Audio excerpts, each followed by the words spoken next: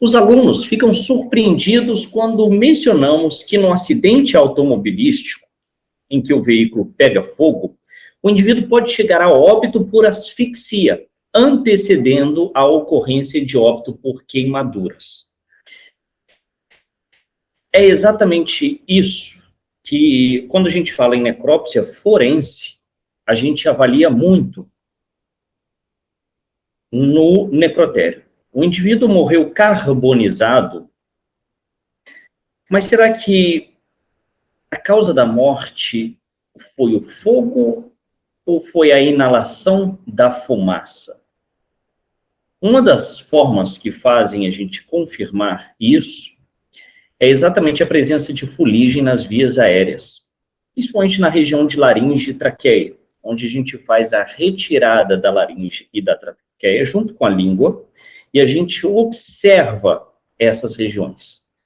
Se tem ou não a presença da fuligem. Se tiver a presença da fuligem, mas muito provavelmente, ele morreu pela asfixia e não pela carbonização. Ou seja, o indivíduo, quando o corpo começou a pegar fogo, ele estava vivo.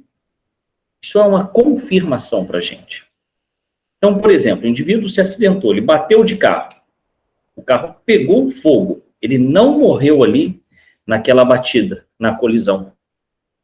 Ele não morreu na colisão. Ele continuou vivo porque ele continuou respirando. Por isso que a gente encontra a fuligem nas vias aéreas. O famoso micro-ondas, que ficou popular no filme Tropa de Elite, que o indivíduo é colocado com pneus ao redor do seu corpo, coloca gasolina e fogo no corpo, né? Muitas das vezes acontece do indivíduo estar vivo quando eles fazem isso. Então, vejam só, o indivíduo pega fogo no corpo, ele inspira aquela fumaça preta para dentro dos seus pulmões e muitas das vezes esse indivíduo ainda leva alguns tiros. Ele tem 3 prováveis causas de morte ali. Então, tudo isso tem que ser avaliado. Será que tem algum projetil no corpo dele? Será que ele levou um tiro e esse tiro culminou com a morte dele? Então, tudo isso tem que ser muito bem observado, tem que ser muito bem analisado, tá?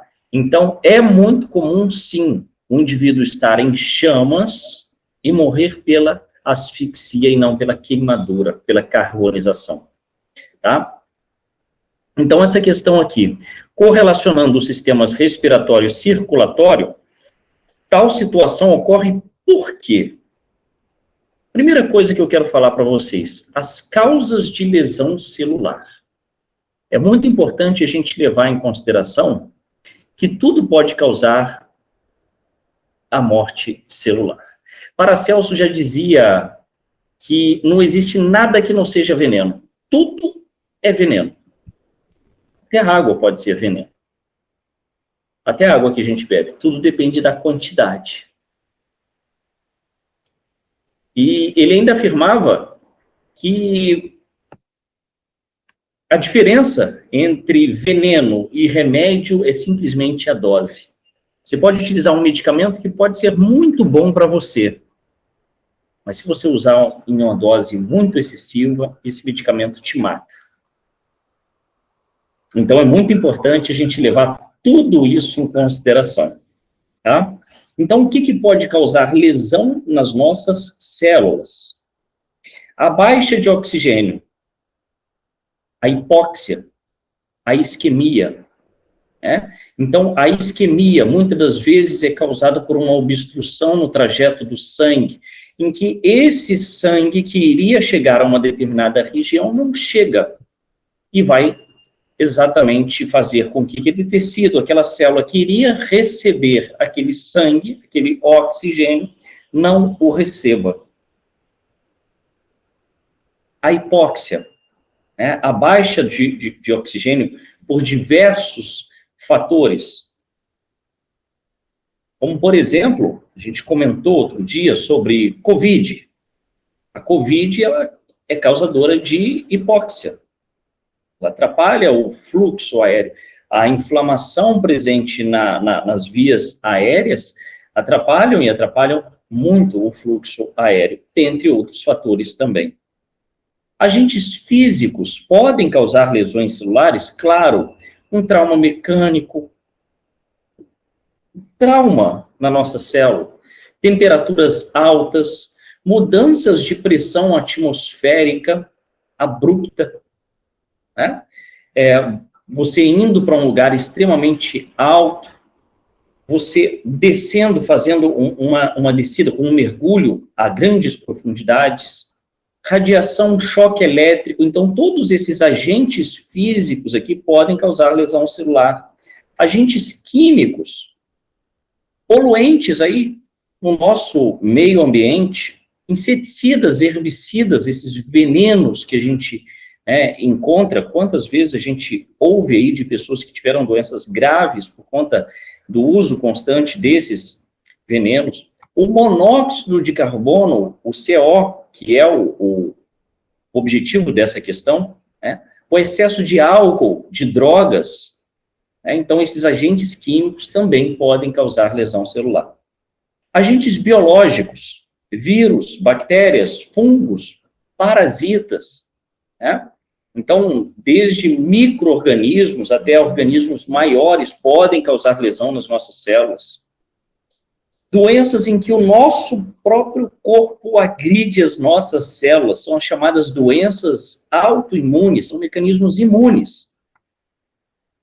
Distúrbios genéticos, onde malformação congênita causada por uma anormalidade cromossômica pode levar a gente desenvolver algum tipo de lesão celular.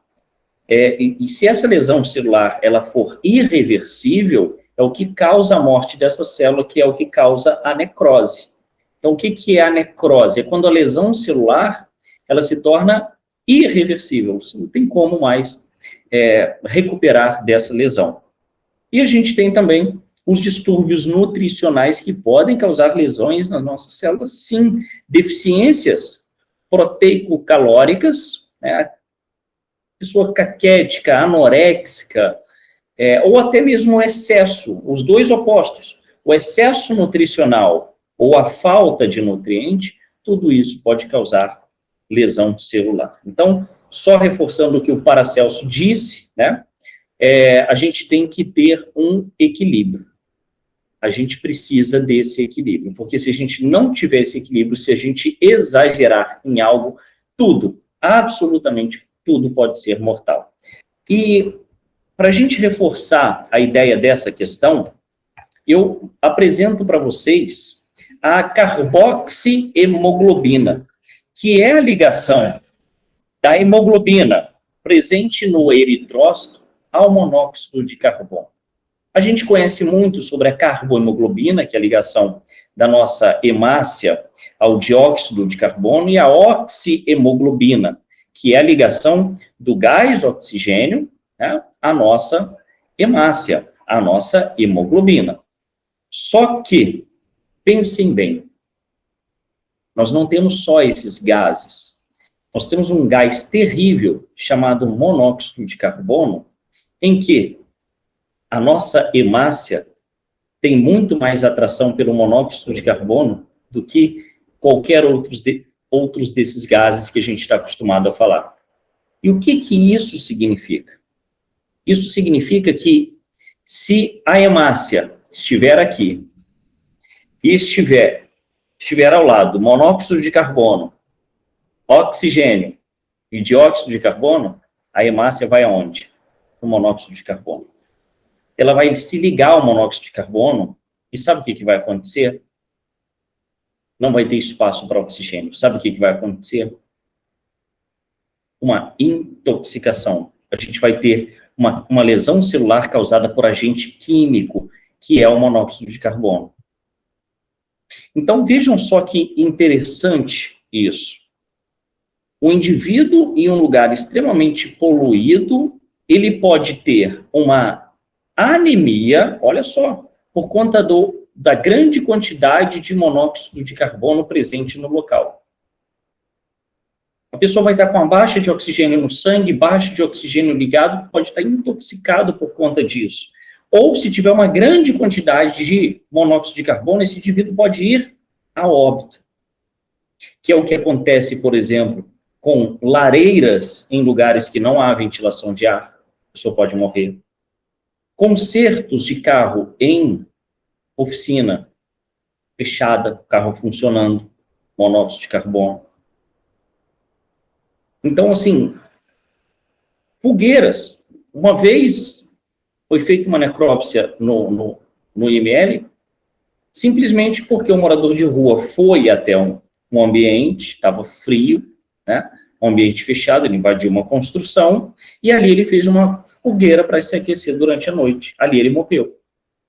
Por quê? Porque não tinha para onde esse monóxido de carbono escapar. E ali ele se intoxicou com monóxido de carbono. E qual a justificativa disso? É que o monóxido de carbono, ele possui cerca de 200 vezes mais afinidade com a hemoglobina que o gás oxigênio. E ao ligar-se a ela, diminui a quantidade de hemoglobina disponível para o transporte de oxigênio pelo corpo humano. Essa competição com o oxigênio pode levar à morte por asfixia. Vai causar uma grande hipóxia no corpo da pessoa, uma baixa de oxigênio. E as células que dependem do oxigênio para o seu metabolismo não vão receber esse oxigênio. Então, é muito interessante a gente saber disso, porque em necrópsias, principalmente em indivíduos carbonizados, isso é muito relevante, tá? Então, a alternativa A diz que a hemoglobina, pigmento respiratório, nessa situação, só transporta dióxido de carbono. Não. Na realidade, vai ter uma preferência em transportar o monóxido de carbono e não o dióxido de carbono. B. A hemoglobina combina-se com o CO, monóxido de carbono, formando um composto estável, que é o que a gente chamou de carboxihemoglobina. Impede o transporte de oxigênio. Boa, né? Exatamente. Por quê? Por conta dessa atração da hemoglobina pelo CO. Alternativa C. O pigmento respiratório combina-se com todo o oxigênio disponível de uma forma irreversível. Não. Né? Na realidade, acaba não tendo uma preferência pelo oxigênio. D. A fumaça destrói os glóbulos brancos do sangue? Absolutamente não, nem comentamos sobre isso, né? E as plaquetas são destruídas, prejudicando o transporte de oxigênio. Plaqueta tem ligação com coagulação do sangue e não com transporte de oxigênio. Então, a alternativa certa para essa questão é a alternativa B. A hemoglobina combina-se com o CO, formando um composto estável que impede o transporte de gás oxigênio.